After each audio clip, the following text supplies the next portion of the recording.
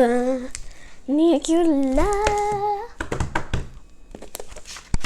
Chapter 3. Some unusual goings on.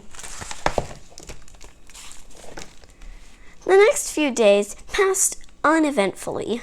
I was very bored. Our new arrival slept all day, and Chester, whose curiosity had been aroused by the strange behavior of the rabbit that first night,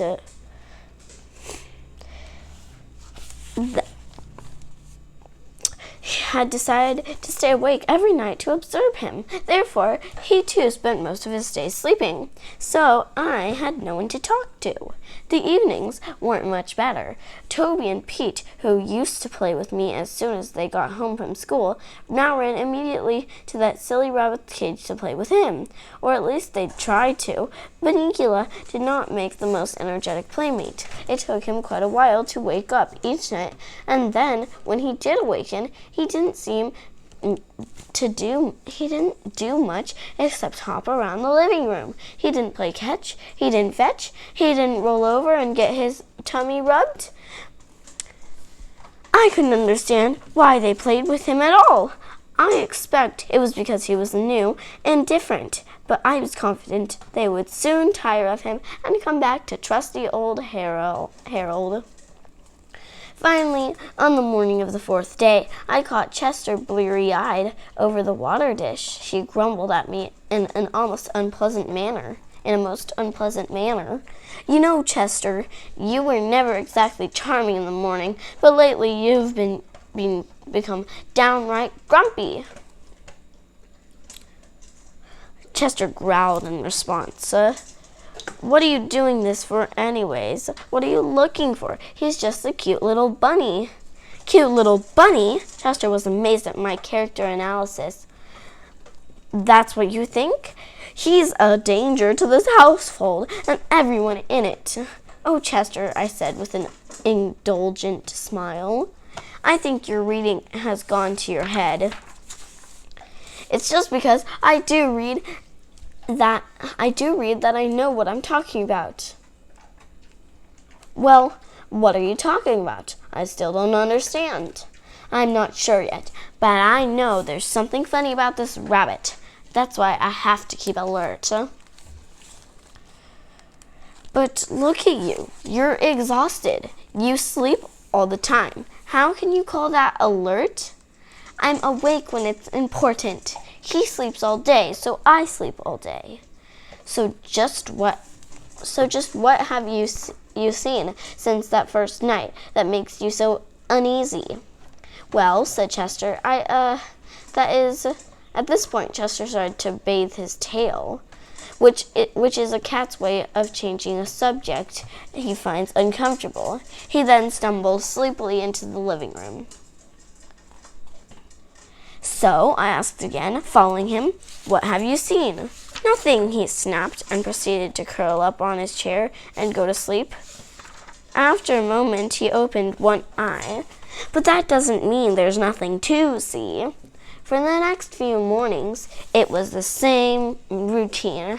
I'd be ready for a good romp around the living room, and Chester would go to sleep. Pete and Toby were at school. Mr. Monroe was at the university. He never did too much romping around anyways, and Mrs. Monroe was at her office. No one to play with poor, neglected Harold at first. I thought I could strike up a friendship with Bunnicula, and maybe even teach him a few tricks, but I could never wake him up. He was always waking up just about sunset, when I wanted to take a snooze. A rabbit, I concluded, is cute to look at, but is generally useless, especially as a companion to dogs. So I would retire each day with my favorite shoe to rug and chew. Now, some people, especially Mr. and Mrs. Monroe, can't understand my taste for shoes and yell at me for snacking on them. But I always say there's no accounting for taste. For instance, I remember one evening when Mr. Monroe picked some of his sour balls out of my bowl by the chair and dropped a green one on the floor, he didn't notice as it rolled across the room and landed near my nose. I decided this was a perfect opportunity to try one for myself. I placed it in my mouth and wished immediately that I hadn't. As the tears started running out of my eyes, I thought, "What's wrong with my mouth? It's turning inside out." Mr. Monroe immediately noticed that something had happened. "What's the matter, Harold? Are you looking for someone to kiss?" "Help, help," I wanted to cry, but all that came out was, "Ooh, ooh." I oohed for days. So how can anyone who likes green sour balls criticize me for preferring a nice penny loafer or a bedroom slipper? But back to the matter at hand. One morning, Chester had news. "That bunny," he whispered to me across the food bowls, "got out of his cage last night." "Don't be ridiculous," I said. "How could he break through that wire? Look how little he is." "That's just it. He didn't break through any wire. He got out of his cage without breaking anything, or opening any doors, excuse me." I looked puzzled, so Chester told me the following story. "Now, Harold," he said, "I don't want you thinking I'm not a good watch cat, but after a few hours last night I grew curious about the time. I went into the hallway, and you know that clock they've got, the big one that goes all the way to the ceiling? Well, see, it has this thing in the middle called a pendulum. At first, I figured I would just leave it alone. It looked like that spool they tied on a string and hung from the doorknob for me to play with when I was a kitten. Every time I hit that silly spool with my paw, it would spring back and hit me on the nose. I hated that toy, so naturally, when I saw this one, I decided not to have anything to do with it. I checked the time. It was midnight. I was all set to go back to the living room when something stopped me. Curiosity, I ventured. I suppose you could call it that. I prefer to think of it as a challenge of the unknown. I put one paw over my nose and reached out with the other one and gave it one good smack. I darn near broke my arm. It's still tender. See how swollen it is? He showed me his little paw. I couldn't see anything wrong, but I knew better than to argue with him. "Oh, yes," I said. "That looks terrible. You must be suffering awfully. You'd better go easy today." He limped dramatically, just far enough to display his new handicap, and continue. "I couldn't even get to the pendulum. Somebody had put glass in front of it, and I was pretty mad. I was all set to go back, but at the same time, I couldn't help watching the thing move back and forth, back and forth, back and forth. It was so easy to watch, and before I knew what had happened, I was waking up." "You fell asleep?" I asked incredulously. "I couldn't help it. I didn't even know it had happened, but I looked up at the face of the clock, and it was 12:45. I'd been gone 45 minutes. I ran back into the living room, looked at Bunnicula's cage, and it was empty. I couldn't imagine where he was. Then I noticed a light coming from under the kitchen door. I went into a crouch, stalking the light, when, click, I heard the refrigerator door close, and the light went out. "It must have been Mr. Monroe having his midnight snack," I suggested. "No, that's what I thought." I jumped on my chair, curled up real quick, and kept one eye open, pretending to be asleep. Slowly the door to the kitchen squeaked open. The little head poked out from around the corner and looked to either side if the coast was clear. Then, guess who came bouncing out all by himself, and with that idiotic grin of his plastered all over his face. "Well, I guess it wasn't Mr. Monroe," I said. "Not unless he wears bunny pajamas and gets very tiny at night." "Bunnicula, huh? You got it. Unfortunately, I hadn't positioned myself so that I could see him get back into that cage, and I didn't want to let him know that I had seen anything, so I had to stay put. I still don't know how he got out or back in. At this point, Mr. Monroe came downstairs to make breakfast. I wondered if Chester had dreamed the whole night. He did admit he'd fallen asleep, and then, as I've said, he has quite an imagination. But I was game. After all, there hadn't been any excitement in this place for years. For days. Chester and I took our positions under the kitchen table. We didn't have long to wait. "Holy cow!" Mr. Monroe yelped as he opened the refrigerator door. He took this funny-looking white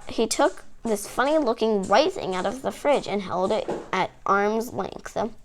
"Peter, come down here." "What is that?" I whispered. "It's me," Chester answered. "It looks like a white tomato." "Very funny," I said, as Pete came into the kitchen. "Peter, have you been playing with your chemistry set in here?" "No, Dad. Why?"